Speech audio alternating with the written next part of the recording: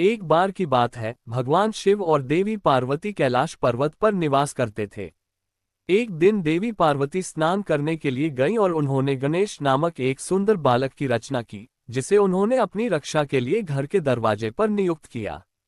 गणेश को उन्होंने अपनी शक्तियों और ज्ञान का आशीर्वाद दिया और कहा कि जब तक वह लौटे, तब तक गणेश को दरवाजे पर ही रहना चाहिए और किसी को भी भीतर न आने देना चाहिए। उसी दिन भगवान शिव घर लौटे।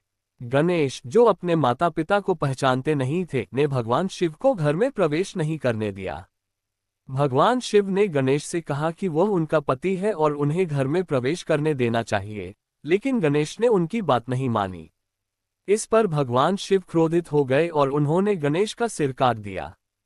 जब देवी पार्वती घर लौटी और देखा कि गणेश का सिर कट गया है, तो वह बहुत दुखी हुई। देवी ने भगवान शिव से आग्रह किया कि गणेश को पुनर्जीवित किया जाए। भगवान शिव ने गणेश को पुनर्जीवित करने का आश्वासन दिया और एक हाथी के सिर को गणेश के शरीर पर जोड़ने का आदेश दिया। गणेश फिर से जीवित हो गए, लेकिन उनके सिर पर हाथी का सिर था। भगवान शिव और देवी पार्वती ने गणेश को पहले पूजा के योग्य बनाया और सभी बाधाओं को दूर करने वाले देवता के रूप में मान्यता दी। इस प्रकार गणेश, जो विघ्नहर्ता और समृद्धि के देवता के रूप में पूजे जाते हैं, की पूजा हर घर में बड़े श्रद्धा और सम्मान के साथ की जाती है। एक बार की बात है, भगवान शिव और देवी पार्वती कैलाश पर्वत पर निवास करते थे।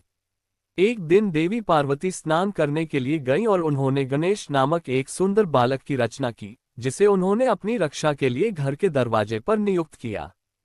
गणेश को उन्होंने अपनी शक्तियों और ज्ञान का आशीर्वाद दिया और कहा कि जब तक वह लौटे, तब तक गणेश को दरवाजे पर ही रहना चाहिए और किसी को भी भीतर न आने देना चाहिए। उसी दिन भगवान शिव घर लौटे। गणेश, जो अपने माता पिता को पहचानते नहीं थे, ने भगवान शिव को घर में प्रवेश नहीं करने दिया। भगवान शिव ने गणेश से कहा कि वह उनका पति है और उन्हें घर में प्रवेश करने देना चाहिए, लेकिन गणेश ने उनकी बात नहीं मानी। इस पर भगवान शिव क्रोधित हो गए और उन्होंने गणेश का सिर काट दिया।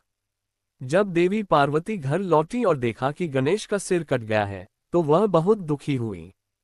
देवी ने भगवान शिव से आग्रह किया कि गणेश को पुनर्जीवित किया जाए। भगवान शिव ने गणेश को पुनर्जीवित करने का आश्वासन दिया और एक हाथी के सिर को गणेश के शरीर पर जोड़ने का आदेश दिया। गणेश फिर से जीवित हो गए, लेकिन उनके सिर पर हाथी का सिर था। भगवान शिव और देवी पार्वती ने गणेश को पहले पूजा के योग्य बनाया और सभी बाधाओं को दूर करने वाले देवता के रूप में मान्यता दी। इस प्रकार गणेश, जो विघ्नहर्ता और समृद्धि के देवता के रूप में पूजे जाते हैं, की पूजा हर घर में बड़े श्रद्धा और सम्मान के साथ की जाती है।